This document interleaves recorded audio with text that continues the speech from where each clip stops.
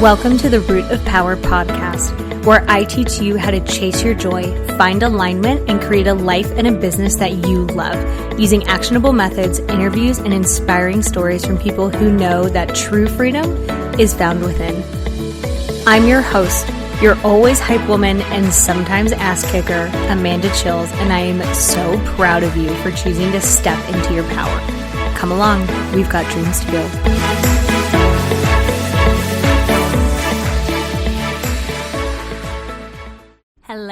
Hello, podcast fam. Thank you for letting me live rent-free in your head for another, however long this episode is going to be. You know, sometimes I like things to be a surprise. I'll be surprised, you'll be surprised. It'll be a really good time.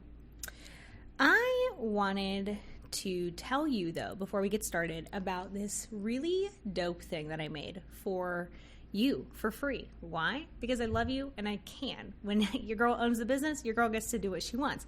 And I want you to be happy and to live a life that you love. So I made a journal prompt.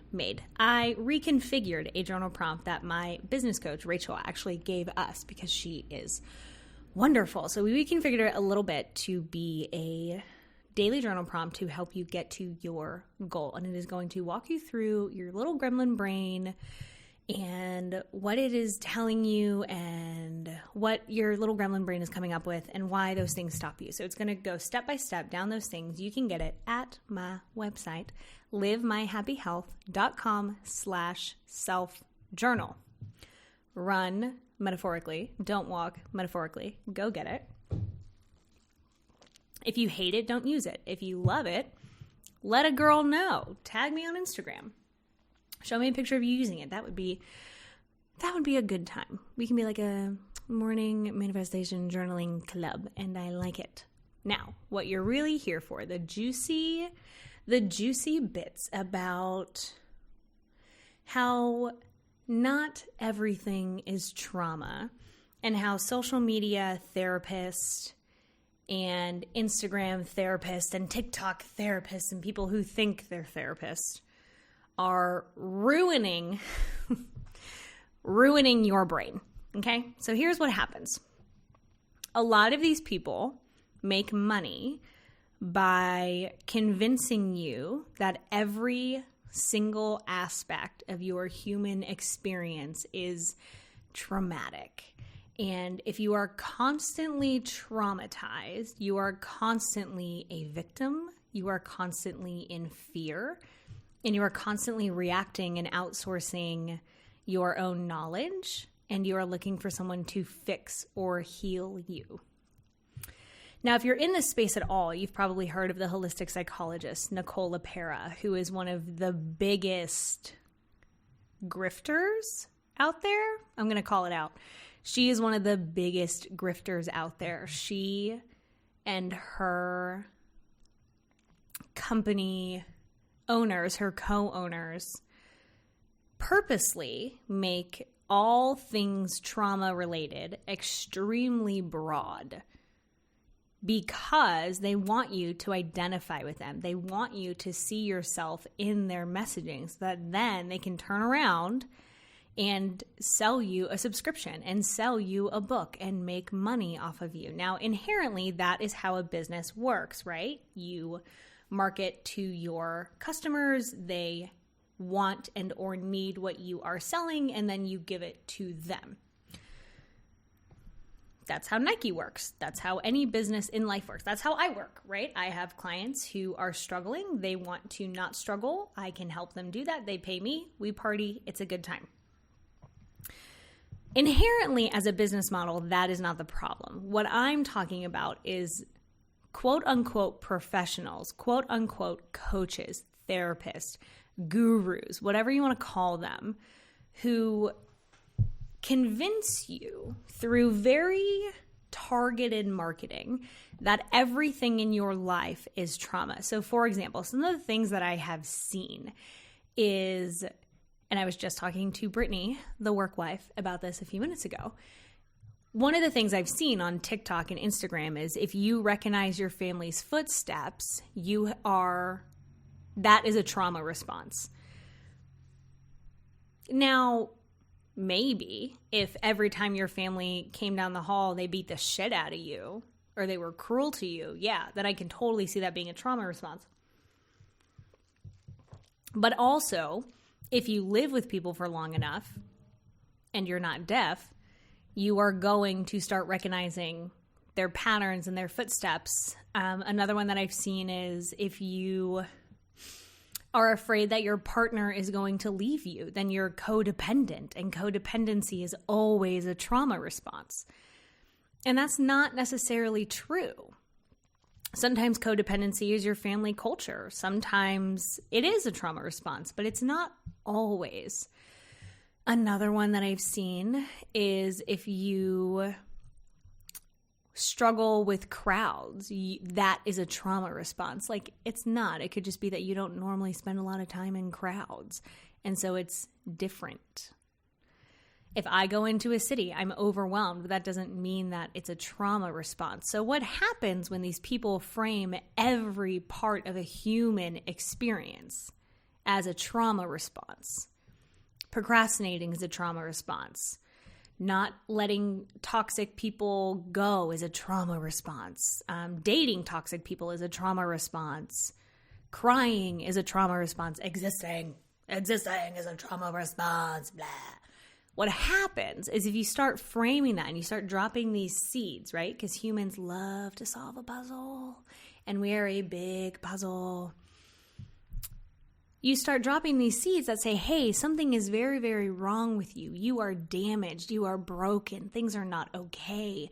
You're always overwhelmed. You're always reacting. You're always having a trauma response. One, it's not true. And two, it's extremely damaging to your ability to exist in the world. Because if you're constantly in danger, or you convince yourself or they convince you that you're constantly in danger, well, guess what? You're always going to be reacting out of fear.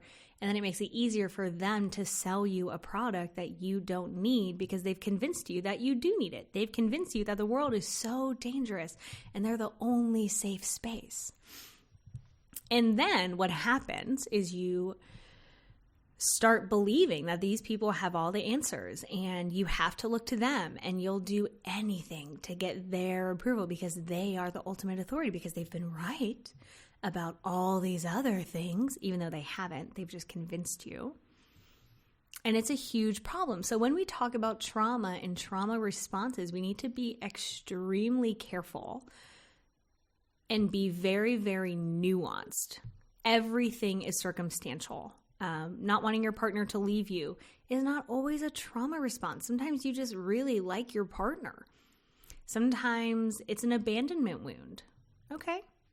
Sometimes you're just really bad at setting boundaries. That doesn't necessarily mean it's always a trauma response. So a lot of people will say people pleasing is a trauma response, and it is sometimes. But sometimes it's really just your family culture. If you were never allowed or taught to set boundaries, well, guess what you're not doing as an adult? That is just a skills gap. So a lot of the work that I do with clients is education about what trauma actually is, how it applies to them, and in what circumstances they are having a trauma response versus a learned behavior. So then you may be wondering, okay, Amanda, if everything is trauma, that means nothing is trauma, but then what actually is trauma? And like most of the answers on this podcast, I'm going to tell you it depends. So some people define it as anything that overwhelms your ability to cope with a thing. I think that is extremely broad. I struggle to cope with people who drive slow. That doesn't mean that they're traumatizing me. I struggle to cope with large crowds or big cities. That doesn't mean that they are inherently traumatic. So anything that overwhelms your ability to cope and produces lasting, devastating effects, for me, is a good working definition of trauma. What typically happens is you will see changes to your central nervous system. You'll see changes to the ways that you react and or act around people. Your mindset will change. Some people become very black and white. Some people overanalyze. Some people, again, it depends. There are a whole host of things that can manifest as a result of trauma. Some people shut down. Some people fawn. That would be people pleasing. Some people run away from everything. Some people completely cut themselves off from their body. So all of these are symptoms of a traumatic experience. Sometimes. Because if you are disconnected from your body and you don't show or process your emotions, that can also just be how you grew up. Maybe no one in your family did that, which is why we need to be so careful about the nuance when we're talking about trauma. Not everything is trauma. You are going to be sad and overwhelmed and devastated and grieving and happy and nervous and anxious and terrified and scared and frustrated and pissed. Those are all parts of the human experience. So if we classify anything that's unpleasant as trauma, it loses its meaning, one. And two, it doesn't help you. It literally gets in the way of you living your life, because what also happens is we will do anything to prove ourselves right. So if we say something was devastating, we're going to act as if it was. We're going to convince ourselves that it was. If we say something just really wasn't that big of a deal, like, yeah, it was hard, but it wasn't the end of the world, then we're going to act as if that is true. So our thoughts can create a central nervous system response. They can create somatic experiences, which is body experiences. So if you convince yourself that everything is trauma and everything is dangerous and everything is devastating, boy, you are about to have a really fucking exhausting life, because now everything is life or death. Everything is the end of the world. My dog just came in, which is the noise that you guys are hearing. What happens when we frame everything as trauma is that we really risk those events proving our thought correct, that we're helpless, that we have no control, that nothing good ever happens to us, that we are unable to cope, that we're never going to move on. Like, all of those things come as a result of thinking that everything is traumatic, because the way that we interpret an event absolutely affects the way that we cope with it, deal with it, move on from it, and heal from it. Because our mindset frames, right? Humans are meaning makers. Our mindset frames how we understand challenges and things that happen to us. We can calm down a nervous system response by thinking through it, by taking perspective, by comparing it to other events. Like, there are so many things that we can do. So I want you to think about the people that you interact with and follow on social media, the media that you consume,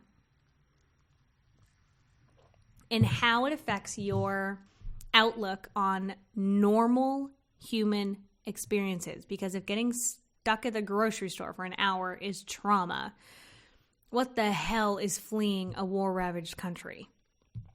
If your parents not being physically present for you as a child is traumatic, and I'm not saying it wasn't, what do we do about a huge car crash that leaves you disfigured or someone dead? Like, we have to understand that trauma has different levels, and if everything is trauma, nothing is trauma. So we want to be very nuanced in our understanding. Things can be devastating and overwhelming and hard.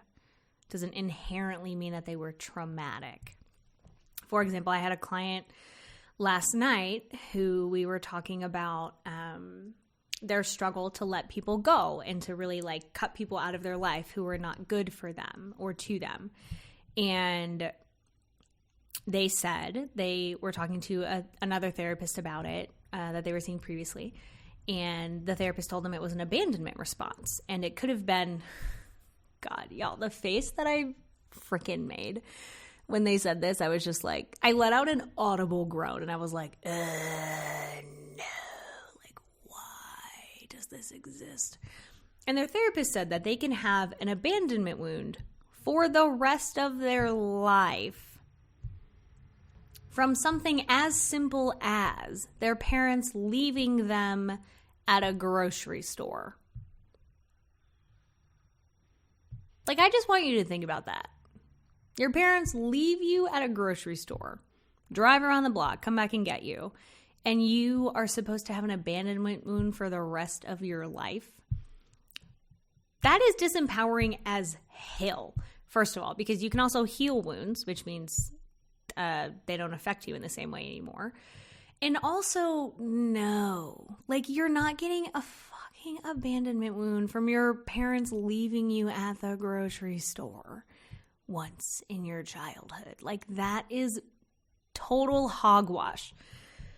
That's what I'm talking about. What I'm saying, if everything is trauma, nothing is trauma, or a sign of codependency is saying yes when you want to say no. Like, yeah, maybe it is, but maybe you're just really freaking bad at boundaries. Okay, cool. That's not always a trauma response.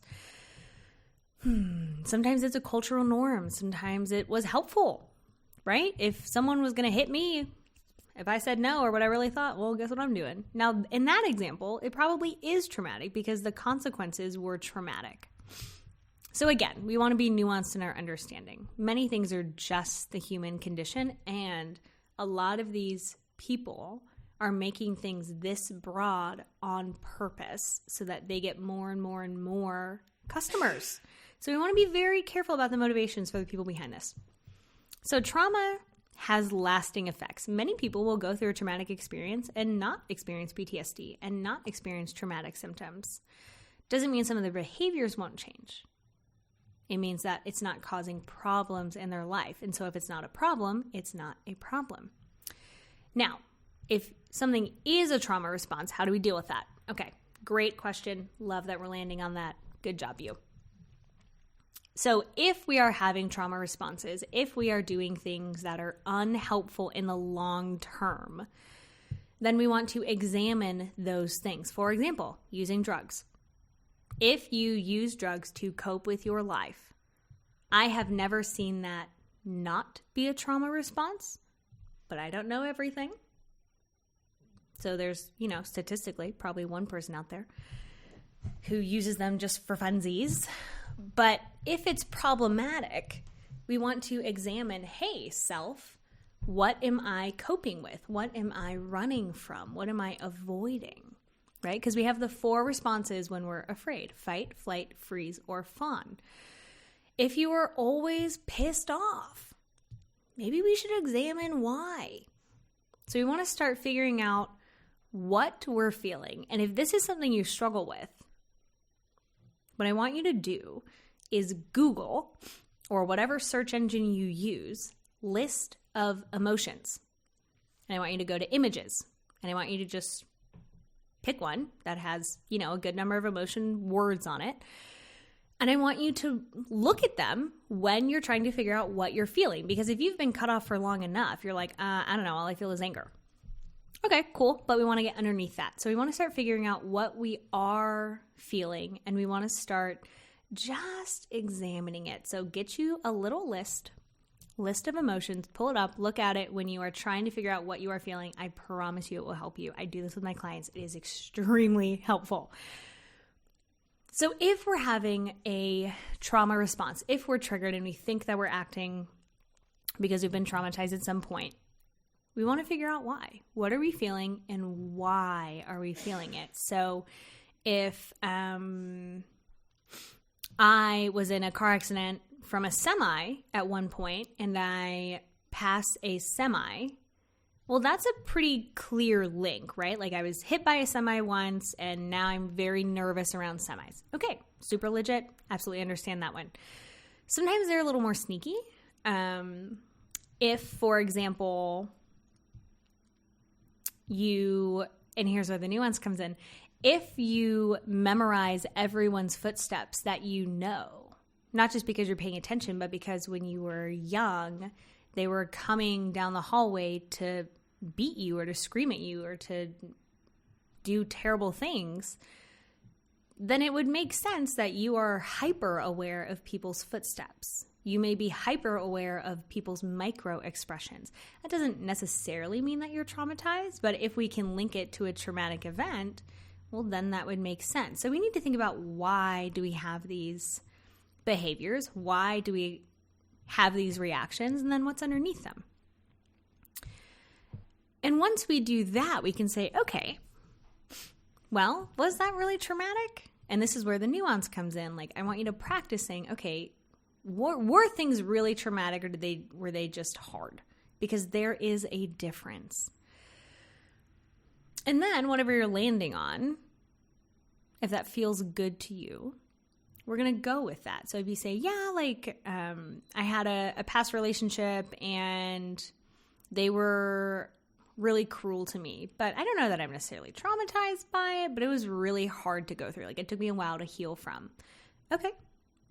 Super awesome. And if you land on, yeah, that really was traumatic. Like it really changed my worldview and how I interacted with people.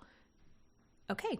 Super legit. Then we're going to go with that. Either way, we're going to heal from it and do the work. But first, we have to understand what actually is traumatic and what is just the human condition.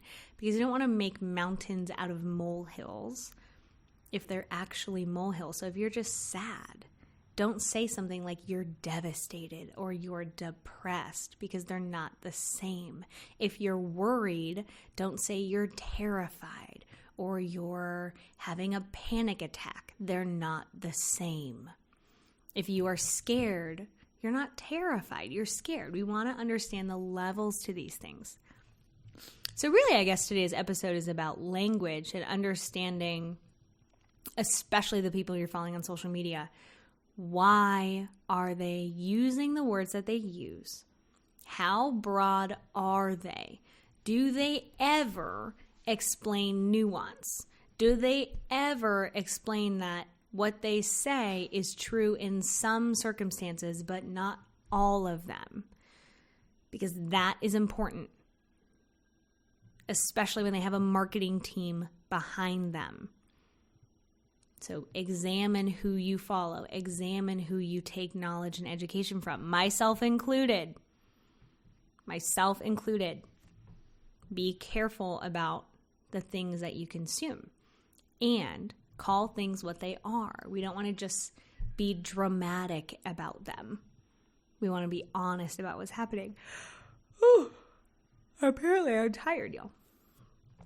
Even though I got my lattes, which we love. So if you need help with that, reach out. Hit up a girl on Instagram. Happy to help you at Amanda_Chills_therapist. But also get the self-coaching journal. It is going to start bringing to light all of those little gremlin thoughts that get in your brain and try and protect you, but really in the end aren't very helpful. So we're going to start getting underneath those and around those and bring them to the light so we can examine them. That journal prompt is going to help you do that. So that's livemyhappyhealth.com/self-journal. You are welcome. Go get it. And go be good. And again, if you need help identifying emotions, we're going to pull up a list of emotions on Google and just start going through it. It will help you. Okay. Y'all go be good.